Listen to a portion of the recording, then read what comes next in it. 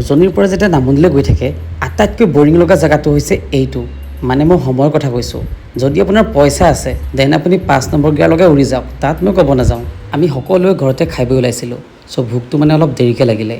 নগাঁও পাৰ হৈ ৰহাৰ ওচৰতে ধাবা এখনত সোমাই ভাতটো খাই ল'লোঁ যদি আপোনালোকে মোৰ ইয়াৰ আগৰ ভিডিঅ'কেইটা চাইছিলে তেতিয়াহ'লে গম পাব যে মোৰ যোৱাৰ দিনা জ্বৰ হৈ আছিল আৰু গাড়ীৰ AC খাই খাই মোৰ নগাঁও পোৱা মানে মাত একেবাৰে নোহোৱাই হৈ থাকিলে চ' মোৰ ডাইৰেক্ট ভইচটো কাট কৰি দিলোঁ নহ'লে আপোনালোকে একোৱে বুজি নাপাব ভাত খোৱাৰ পাছত পাঁচ অকণমান খাই আমাৰ যাত্ৰা আমি পুনৰ আৰম্ভ কৰিলোঁ কেইদিনমান আগলৈকে শুনিহে আছিলোঁ যে গুৱাহাটীৰ যোৰাবাটত আধা ঘণ্টা বৰষুণ দিলে বানপানী হয় আৰু আজি নিজ চকুৰে দেখা পালোঁ এনেকৈয়ে আমি গুৱাহাটীৰ ভয়ানক যান-জঁট পাৰ কৰি আমাৰ হোটেল ৰুম পালোঁগৈ ভিডিঅ'টো শেষ কৰাৰ আগত সেইদিনা মোৰ ভগা মাতটো এবাৰ শুনি যাওক আৰু ৰুম পালে ৰুমটো ৰ'ব দেখাইছোঁ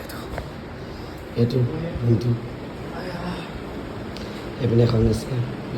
আমি 6 মাইলৰ গ্ৰীণী ভিলা হোমষ্টেৰ এটা ৰুম লৈছিলোঁ বাজেট অনুযায়ী ৰুমটো ঠিকেই আছিলে